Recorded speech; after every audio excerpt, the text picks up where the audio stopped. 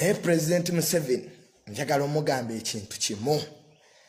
President Museveni ne bwana atutta, President Museveni ne bwana ateekawo embeera enzibu okulaba nti abantu bava ku Bobi Wine tebagenda muvaako, kubanga President Museveni alina ekintu kyatamanyi. Nze nalaba omukwano okunyolwa abantu kwe baalimu, naye nga bakulaga nti mu kusoomoozebwa abantu basigala bamalirivu, abantu basigala baagala enkyukakyuka. Natunuulira era bwe nava mu kuziika okwo nakwata essimu ne njikubira taata ne mugamba, taata oli mu position esobola okubuulira ensi eno amazima. Amazima gali nti abantu baagala Bobi Wine ebyaddala, nga tebaguliddwa ssente, tebakakiddwa, teri n'omu abakuba ku mukono. Ffe by the way abaana bato okwagala Bobi Wine tetwagulwa, era nze nagamba Bobi Wine oyo nti teweenenya ku buli kintu kyonna ekituukawo, kubanga Bobi Wine tatuyitangako kumuwagira, wabula twakikola olw'okwagala ensi yaffe. Natunuulira abantu abaali baaliwo ng'enku abantu bajja mu bungi, ne ntunuulira obulumi n'amaziga President Museveni ne gavumenti yo gye mulessaako abantu ku mitima gyabwe gye batagenda kwerabira. Ne ntunuulira obuyinike nti weeba gavumenti eno etidde akalulu, mmwe mwennyini ke mweteerawo, mmwe mwennyini akalulu ke mwagamba nti mwajja kulwanisa demokurasiya ennyingo ey'okusatu nga mutandise okutta Abannayuganda, ekyoyonoonero. Natunuulira nga tuwerekera muganda waffe Franka nenkaaba amaziga nentula wansi neŋŋamba I wish President Museveni asobola okutegeera obulumi Abannayuganda bwe balimu, naye nga Abannayuganda tebabadde violent just because baagala enkyukakyuka mu service delivery. Naye kubanga tulina omukulembeze akaddiye akyali mu birooto alowooza nti ensi agenda gitiisatiisa n'emmundu. Tulina omukulembeze akaddiye ku ssaawa y'olwaleero nga kyasinga okutambula nakyo tatambula na ba ministries, wabula atambula na toilet eri plate proof, atuukeko wali agambe nti baneekanyingi naye nga tatambudde na NADS. Tulina omukulembeze olwaleero eyeefaako yekka ne famire ye nti emyaka 3 munyaguludde eggwanga ne mutakomaawo ne mutandika okutta abaana bato abatalina musango. Mu butuufu President Museveni abasajja abo bakoze bubi nnyo. Natunuulira obukyayi abantu bwe baali balina. Ninga lwaki tutuuse ku mbeera eno? Tutuuse ku mbeera eno olw'okuba nti abakulembeze baffe beesuliddeyo gwa Naggamba, Parliament eri mu recess, abantu bafa. Nze kyensinga okweraliikirira ng'omuvubuka wa leero si lwakuba nti tuli mu nkyukakyuka eno nti twagala bifo. Nze President Museveni nnoonya ki? Nnoonya bamemba bwa Parliament, bapengepenge banoonya bamemba bwa Parliament, balumbuye banoonya bamemba bwa Parliament. Franka muganda wange omwoyo gwe Mukama gumuze mirembe yali anoonya bamemba bwa Parliament, wabula olw'okuba nti abavubuka bano bambi bavuddeyo okulaba nti balaba nti ensi yaabwe ekyuka mirembe, be bantu abatabadde violent. Ne President Museveni atuuse ekiseera bannaffe nga atusindiikiriza nga tetukyalina option yonna ndala okuggyako okwerwanako. Tetusobola kutunula butunuzi ng'abantu bafa, naye ng'abantu bali mu mbiri, bali kololo, baliwo, bali mu kunwa myenge. Nogamba nti abantu mubattira ki? Abaana mubattira ki? Mu nzita ey'ekyoyonoonero ne tutunula nga mu ntaana z'abakwano baffe, naye nga mwabammwe muli nabo ssebo mukubaziwa WhatsApp bwe mutambula nabo. Daddy, that's not for us, it's for us. President Museveni njagala ojjukire nnyo Abannayuganda enjagala gye baakwagalamu. Nesirowooza nti kyekino ekiseera byebino ebintu bye wandibasasudde. Kakati mutudde mwagala kuleeta second lockdown. Ne mugamba nti districts Bobi Wine zalinamu obuwagizi tezirina kuba nkuŋŋaana olwa COVID. Byabaka maani yabikutumye. Tulage statistics eza COVID.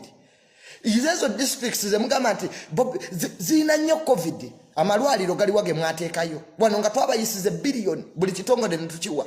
Naye bano abatemu be twawa classified budget abali mu security kye bakoze kyakutta Bannayuganda. Tumale tukube mu ngalo nti bakuumye nnyo emirembe. Abana bapipopo mutabaaki. Lwaki musiga obukyayi obutagenda kuvaawo? President Museveni lwaki musiga obukyayi obutagenda kuvaawo? Mwe mulowooza n'ensi mwagigulawa? Mwe mulowooza ebintu byonna bye muyina, ebintu byonna bye mulutunze, mulowooza bagenda baziika nabyo? N'owulira omugwagwa nga gamba nti Bobi Wine yaleetedde abantu okufa. Bobi Wine yalina emmundu. Bobi Wine yalina emmundu. N'okwata munnamawulire n'omukuba essasi, omunnamawulire akutte obukwasi kamera. Mututwala wa? omusajja atayagala kutabo yinza myaka 35 alingange yakatandika yenna waba ayogera ku biyinza ayogera ne munye nevaayo n'olaba n'ekya white ekiri mu maaso. I will kill you, I will shoot you. Enensi egula mirambo. Naye ketusabe nnyo nammwe mutuuka ekiseera ng'embeera gye mutusizamba na Uganda nammwe si gye mutuuseeko. Kubanga violence is either way and nobody has monopoly over violence. Ife mujja kututta, mujja kutujjawo kubanga mwe mwali mulooza nti obusente nti mujja kutuyita nze bampita mbu bampeeyo obukadde 5. What is 50 million? What is 50 million? Nti ze mbere mwenaalemu ewali obujooze wali abantu ababbi abaluutinze ensi naagiddawa. Kino kyekiseera abantu kye balina okwogera amazima. Mugende mukuba akalulu mukakuume. President Museveni ali mukutya ne banne. Singa people power nopo ebadde teyina maanyi tebandi bakoze bino byonna ne Besigye tebandi bimukolako. Sirabangako ababesigye nga baziika abantu ab'okumulirwano babodyguard be kana akamukuba kano katabanike ko nga kakyaliwo akakubendabirwamu yene kajasa ye nga tebamuttanga. Nete tujja kugamba nti tugenda kuzimba ensi nga abantu abatunyaguludde abantu abatubbye baagala okututiisatiisa banne temuggwamu maanyi. Nze olwaleero ne bwenkera nenva mu struggle Abannayuganda temuggwamu maanyi. Ekiseera ky'okununula ensi eno kituuse. Muyina okwebeereramu. Bino bye mukola temubirwanirira bantu bammwe wabula mulwanirira baana bammwe. Ensi gye mulaba eyina amabanja mugenda gasasula emyaka 9. Omwana n'akeera ku makyanga yasoma naye nga talina mulimu. Nenge ebisajja bitudde mu gavumenti bireze bulezi mbuto kye bisasula Abannayuganda kutta abantu. Ne tuvayo ne tugamba nti effe tulina amayumba gaagano ganyirira tetulina kye tujja kwogera. Ensi bw'eriba eggwawo abantu abatamanyi tebajja kunenyezebwa naye abamanyi mmwe ne musirika mujja kusasula omuwendo ng'ewa Gaddafi. Baminisita baatulanga mu zikabinenti ewa Gaddafi. Gaddafi yalina banka mu Atlantic nga mwatulanga agamba yenze Gaddafi ani alintwala. Naye Allah wa buyinza, Allah ayina amaanyi. President Museveni olwaleero ebintu byokola ensi. President Museveni ngoloozo ine emizinga. President Museveni ngolooza nti emundu egenda kutiisatiisa Bobi Wine. Emundu tejja kutiisatiisa Bobi Wine. Emundu tejja kutujja ku mazima. Emundu tejja kutujja ku mazima. Tujja kusigala nga tuwogera ebyo abantu bye baagala okuwulira. Abantu bye basoomooza. Abantu bye bayitamu. Nze olwaleero ndisuubye eri abavubuka bangi. Abantu bandisuubidde nti olw'okuba famire yange erimu NRM, olw'okuba famire yange erina ebintu bingi nnyo byefunye mu President Museveni, nandiwagidde President Museveni naye siri ngalabi neerowooleza manye ekituufu manyi n'ekikyamu. Nali mu kuziika kwa mukulu wange Franka nenkaaba amaziga nentuula nendaba omukadde azaala Franka nengamba I wish President Museveni amanyi kyakoze ensi. Nene musiga obukyayi obutagenda kuggwaawo olw'okuba nti demokrasi olw'akalulu kobaddemu emirundi egisoba mu 6 ng'obbakabbe. Lwaki totegekayo akamazima? Nga President Museveni lwaki tategekayo akamazima? Generali ayina emmundu noti ate abatalina mmundu. Oyo omusajja Bobi Wine Mulanzi yagamba nti ow'enkofiira ajja tuuka okutyawo akakofiira. Bannange bwe kiri abantu muyina amaanyi ku guno omulundi NRM gwe yasoose okulaba nga abantu bonna bakalambidde baagala enkyukakyuka mu Uganda si muto si mukulu si mukadde. Nendaba father eyasabizza emmisa father watuukira okugamba nti basajja mmwe mufe nga babavuunise muleme na kulaba ku musana. That's the hatred people have over this government. Over a few tebawera na 10 abajoozi abafuze eggwanga lino abatagambwako abalowooza nti bagenda kutta buli omu abalowooza nti bagenda kutiisatiisa buli omu ate nze nkubira essimu nga ntiisatiisa oba nfa nenfa. That's why I disagreed with my father. I told him if I die, let me die, but I will say the truth, and that's the truth. Sagala kunsasula.